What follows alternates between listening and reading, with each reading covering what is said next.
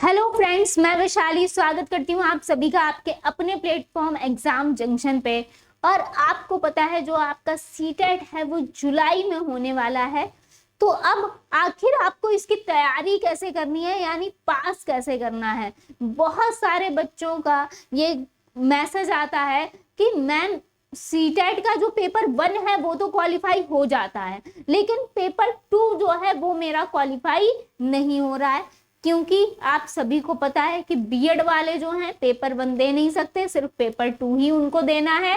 And जो CTET अगर हम बात करें डीएलएड वाले जो देंगे वो पेपर 1 एंड पेपर 2 दोनों लोग ही दे सकते हैं। तो यानी पेपर 2 जो है वो अहम रोल निभा रहा है। इसके साथ साथ यहाँ पर अगर हम बात करेंगे सीटेट के पेपर 1 की और पेपर 2 की, तो सबसे पहली बात आप सभी को पता है ये 150 मार्क्स का होता है और 150 नंबर आपके 150 मार्क्स का और 150 नंबर इसमें प्राप्त करने होते हैं। यानी कहा जाता है कि मार्क्स भी 150 हैं और आपके नंबर ऑफ क्वेश्चंस भी 150 हैं। अब यहाँ पर भी वही हाल है, बस इसमें क्या होता है, अब ये पेपर 1 बच्चे पास कर लेते हैं, पेपर 2 पास क्यों नहीं कर पाते?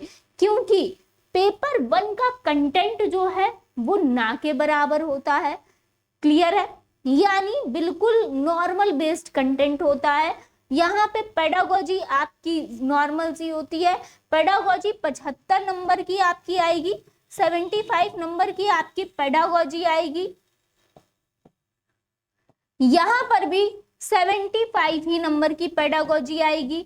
अब इन दोनों में पेडागोजी जो रोल निभाती है, बस इसमें लेवल थोड़ा सा पेडागोजी का डाउन होगा और इसमें थोड़ा सा अप होगा पेपर 2 में। लेकिन अगर आप पेपर 1 की पेडागोजी जो है वो समझ पा रहे हैं, अगर पेडागोजी की आपने अच्छी तरीके से प्रैक्टिस की है, चाहे वो फिर कोई भी सब्जेक्ट हो, चाहे सीडीपी हो, चाहे ईवीएस हो, चाहे हिंदी हो, चाहे इंग्लिश हो, चाहे मैथ्स हो, और यहाँ पे भी यही अप्लाई हो जाता है, यहाँ पर भी यही अप्लाई हो जाता है। अगर आप पेडागोजी यानी आपकी पेडागोजी की समझ जो है वो अच्छी है, पेडागोजी में पकड़ अच्छी है, तो यहाँ पे बस हल्का सा लेवल अप एंड डाउन होता है।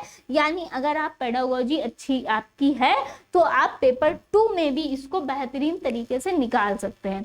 बात क्या आती है कंटेंट की, बात आती है जो कि आप मात खाते हैं वो खाते हैं पेपर 1 के और पेपर 2 के कंटेंट में, क्योंकि पेपर 1 में कंटेंट कुछ होता ही नहीं है। सपोज दैट अगर हम पेपर 1 की बात करेंगे, सीडीपी आप पढ़ते ही हो प्रॉपर, क्लियर है? यानी सीडीपी आपका एक जो है वो अलग से सब्जेक्ट है बाल विकास का, सिर्फ सीटेट के लिए, यूपी टेट के लिए, यानी हमारे टीचिंग एग्जाम के लिए। तो यहाँ पे अगर हम बात करेंगे कि बाल विकास सीडीपी आप पूरी प्रॉपर पढ़ते हो, जाहिर सी बात है वो आप दोनों का कर ले जाओगे। बात आती है किसकी? हिंदी की। अब हिंदी में आपका चाहे पेपर 2 हो चाहे पेपर 1 हो, उसमें आपका क्या होगा, पैराग्राफ होंगे।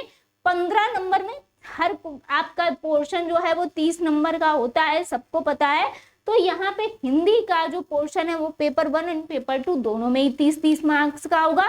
और 15 नंबर में आपका पैराग्राफ पूछा जाएगा, पैराग्राफ के अंदर से ही 1-2 नंबर का आपका व्याकरण पूछ लिया जाता है, जहां पे आपको हो सकता है कि परेशानी हो। अगर आपको नॉर्मल व्याकरण आती है, नॉर्मल संज्ञा सर्वनाम आपको क्लियर है, तो आप वो कर ले जाओगे।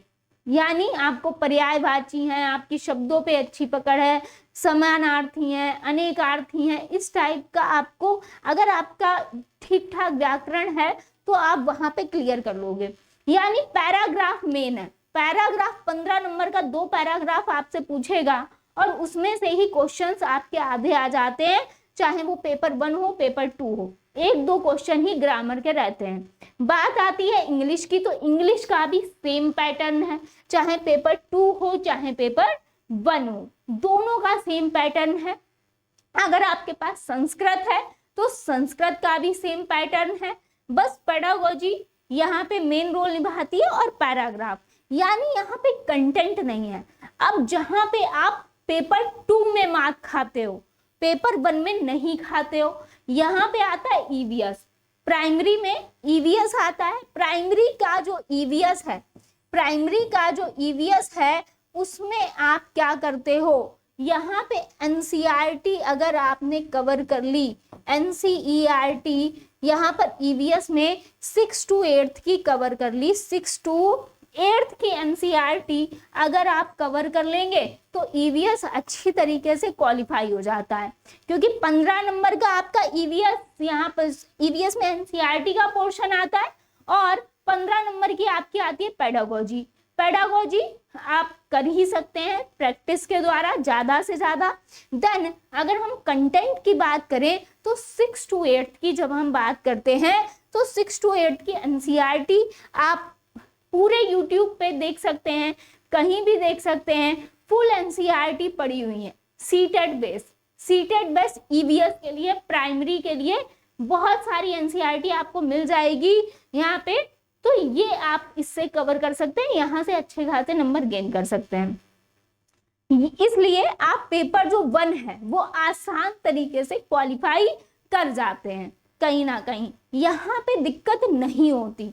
दिक्कत होती कहाँ है, आपको जो पेपर 2 आपका क्वालिफाई बेसिकली नहीं हो पाता, वो क्या होता है, जो पेपर 2 में 60 नंबर जो है आपका आता है, या तो बच्चे ने ली होगी मैथ एंड साइंस या बच्चे ने ली होगी एसएसटी, और यहाँ पे ही कंटेंट का पूरा खेल होता है, यहाँ पे ही कंटेंट का पूरा खेल होता है। अब आप कहो जे मैथ और साइंस में आपको फिजिक्स, केमिस्ट्री, बायो ठीक ठाक पढ़नी है, मैथ भी ठीक ठाक कवर करनी है, क्योंकि यहाँ पे लेवल भी अप होगा, क्योंकि यहाँ पे जो लेवल है वो भी अप होगा। जाहिर सी बात है कि मैथ साइंस आती है तगड़ी, एसएसटी भी आती है तगड़ी। अब यहाँ पे जो पेडागोजी के क्वेश्चन होते हैं वो लगभग होते हैं 20। पेडागोजी के क्वेश्चन, यहाँ पे जो पेडागोजी होती है वो सिर्फ 20 मार्क्स की होती है, जो ये 60 नंबर हम आपको दिखा रहे हैं पेपर 2 के लिए।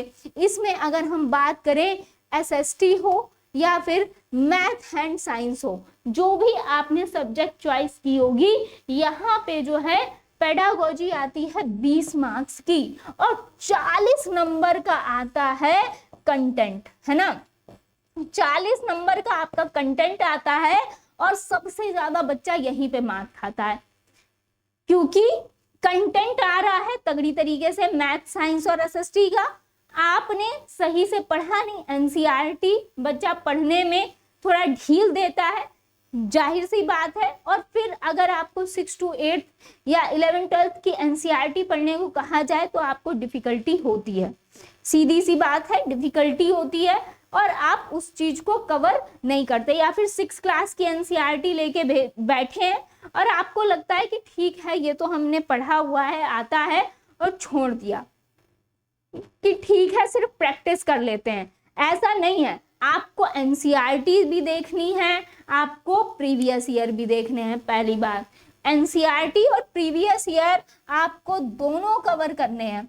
अब आता है प्रॉब्लम एनसीईआरटी और प्रीवियस ईयर क्वेश्चंस।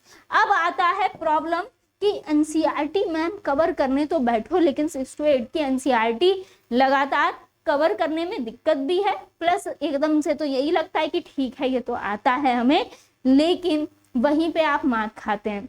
एनसीईआरटी को कवर करने का तरीका सबसे पहले यही है कि आप उसकी एक्सरसाइज पे जाइए, हर सब्जेक्ट के क्वेश्चंस पे जाइए और वहां पे देखिए कि आखिर यहाँ पे किस टाइप के क्वेश्चंस हैं एनसीईआरटी की बुक्स में, और फिर उसके आंसर्स उसके लेसन्स में ढूंढिए कहीं ना कहीं, तो आप जल्दी इन चीजों को कवर करेंगे कि आखिर आपको क्या आता है और क्या नहीं आता।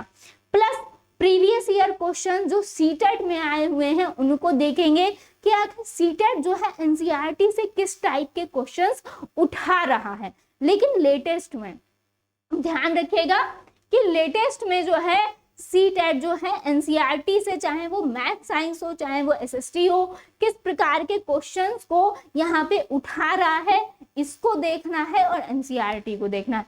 अगर एक जो शॉर्ट चॉइस है, अगर आपको फुल एनसीईआरटी आपके पास टाइम नहीं है, आप पढ़ नहीं पा रहे हैं, तो अगर हम एसएसटी की बात करें तो यहाँ पे आपको काफी बुक्स मिलती हैं। आप जब बुक स्टॉल पे जाएंगे कंपटीशन एग्जाम की, तो सीटेट के नाम से सीटेट एनसीईआरटी एसएसटी की बुक यहाँ पे मिलेगी, आप वो ले लीजिए। और वहाँ पे क्योंकि जो ऐसे बुक्स होती हैं, सीटेट एनसीईआरटी एसएसटी की बुक है या फिर सीटेट एनसीईआरटी मैथ साइंस की बुक है, वहाँ पे वो लोग कलेक्शन देते हैं वही जो कि सीटेट में पूछा जाता है।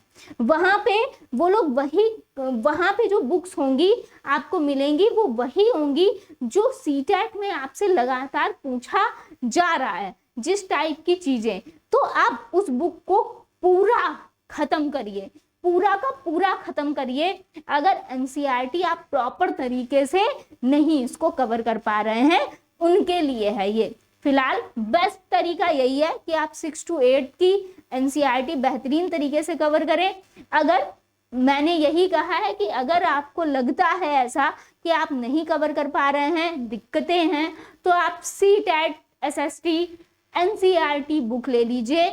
वहां पे आपको कंटेंट वो प्रॉपर मिलेगा जो कि आपके एग्जाम के पॉइंट ऑफ व्यू से अच्छा है। अच्छी बुक ले लीजिए, एक अच्छी बुक, यानी आप बुक के पैटर्न देखिए। जब आप बुक स्टॉल पे जाते हैं तो आप जब देखते हैं तो किसमें कंटेंट अच्छा दिया है, किसमें आपको लग रहा है कि ये बुक मुझे समझ आएगी, इस बुक को हम कवर कर सकते हैं, तो आप एक अच्छे पब्लिकेशन की बुक लीजिए, वहां से इसको कवर करिए।